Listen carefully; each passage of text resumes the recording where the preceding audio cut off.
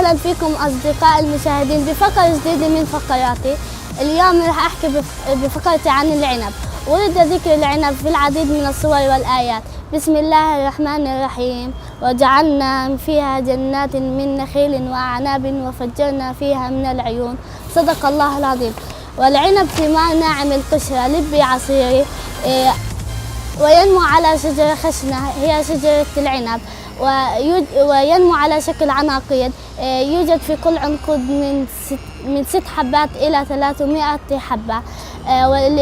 وللعنب فوائد عديدة، منها مفيد للبشرة وللكبد وللشعر، ومفيد للأظافر، يحمي من الإصابة بمرض السرطان. والعنب يحتوي على فيتامينات منها ألف وباء. وللعنب ألوان عديدة منها الزرقاء والبنفسجية والخضراء، واللون الأحمر يميل إلى الذهبية.